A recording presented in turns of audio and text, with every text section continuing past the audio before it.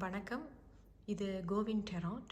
இன்றைக்கி நம்ம என்ன பார்க்க போகிறோம் சேனலில் அப்படின்னா, கும்பராசிக்காரவங்களுக்கு மே 13லேருந்து மே 19 வரை எப்படி இருக்குது அப்படிங்கிறத பார்க்க போகிறோம்.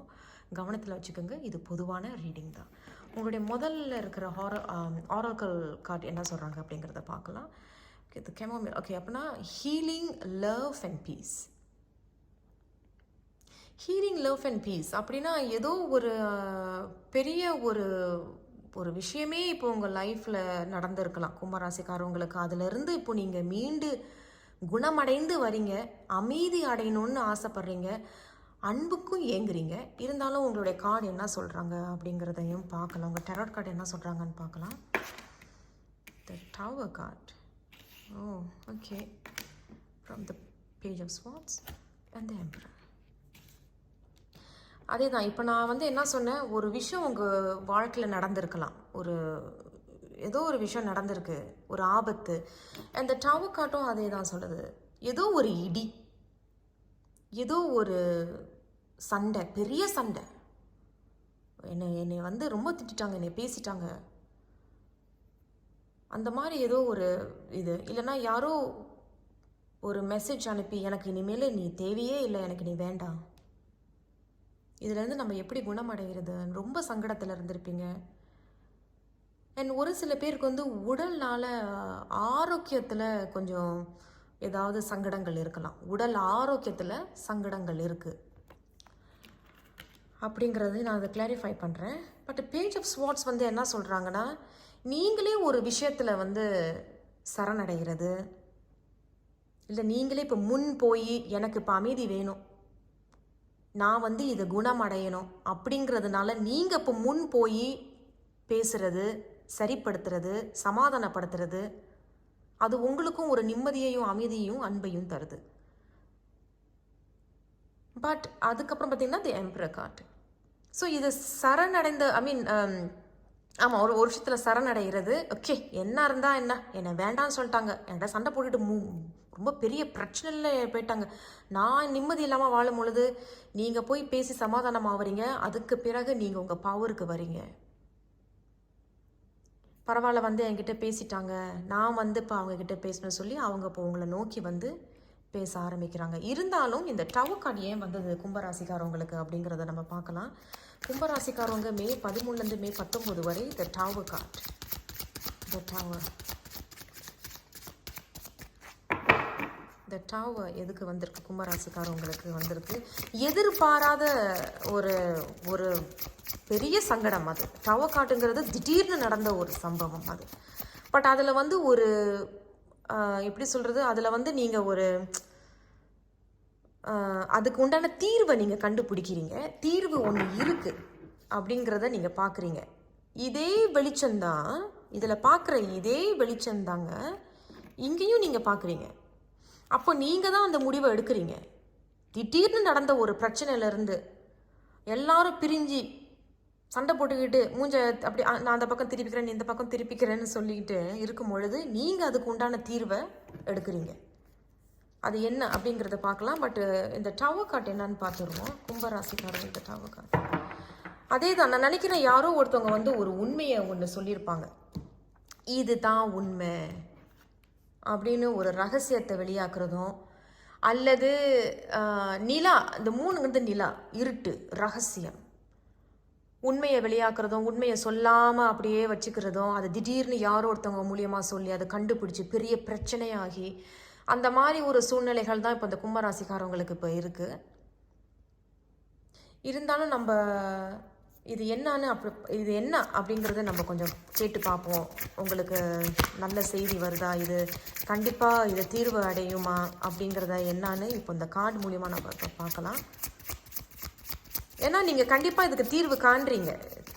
தீர்வு நீங்கள் எடுக்கிறீங்க, அதுக்கு உண்டான முடிவை எடுக்கிறீங்க. அது முடிவை எடுத்து நீங்கள் போய் பேசுகிறீங்க. அந்த முடிவை எடுத்து நீங்கள் பேசின பிறகு நீங்கள் உங்கள் பவருக்கு வரீங்க.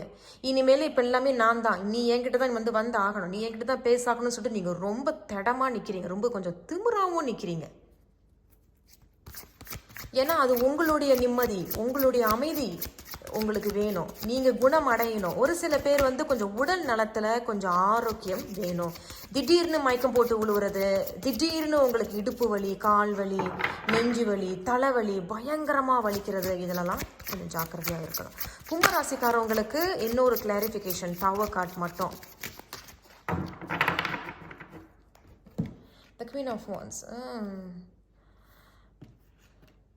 நான் நினைக்கிறேன் அதே தான், நான் நினைக்கிறதும் அதே தான். நான் நினைக்கிறேன் ஒரு சில பேர் வந்து ஒரு விஷயத்தை வெளிப்படையாக பேசுறது நல்லது. இப்போ நீங்கள் யாராவது கிட்ட பேசிகிட்டு இருக்கீங்க, வீட்டில் தெரியாது அப்படின்னா அது உண்மையை சொல்லிடுங்க.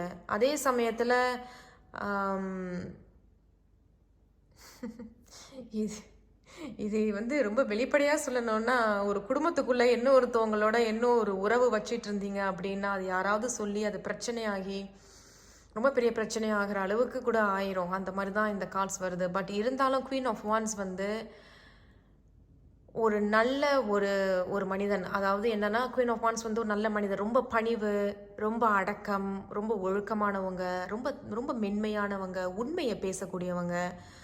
ஸோ கண்டிப்பாக நீங்கள் வந்து ஏதோ ஒரு உண்மையை சொல்ல போகிறீங்க, உண்மையை பேசணும் அப்படிங்கிறது தான் இது சொல்லப்படுது.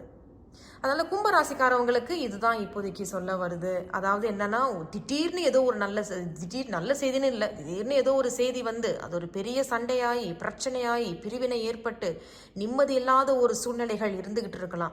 நீங்களோ இல்லை யாரும் உங்கள் கூட இருக்கிறவங்க வந்து உங்ககிட்ட பேசி அதை சமாதானப்படுத்தின பிறகு அவங்களுக்கு அந்த பவர் கிடைக்கிது. பட் இது கும்பராசிக்காரவங்களுக்கு பார்க்கறதால நீங்கள் ஒருவேளை அந்த பவரில் வரீங்க, கொஞ்சம் திமிரா கெத்தாக நிற்கிற மாதிரி, இனிமேல் நீ தான் என்கிட்ட வரணும், நீ தான் என்கிட்ட வந்து பேசணும் அப்படிங்கிற ஒரு நிலைமைக்கு வரீங்க. இது வந்து உங்களோட நிம்மதிக்காக நீங்கள் அதை செய்கிறீங்க, குடும்ப சூழ்நிலைக்காக செய்கிறீங்க, உங்கள் சுற்றி இருக்கிற சூழ்நிலைக்காக ஒரு அமைதியை நீங்கள் உருவாக்குறீங்க. உடல்நலத்தில் திடீர்னு ஏதாவது மயக்கம் போட்டு விழுவுறது, இந்த மாதிரி விஷயங்கள் இருந்தாலும் கவனம் வேண்டும்.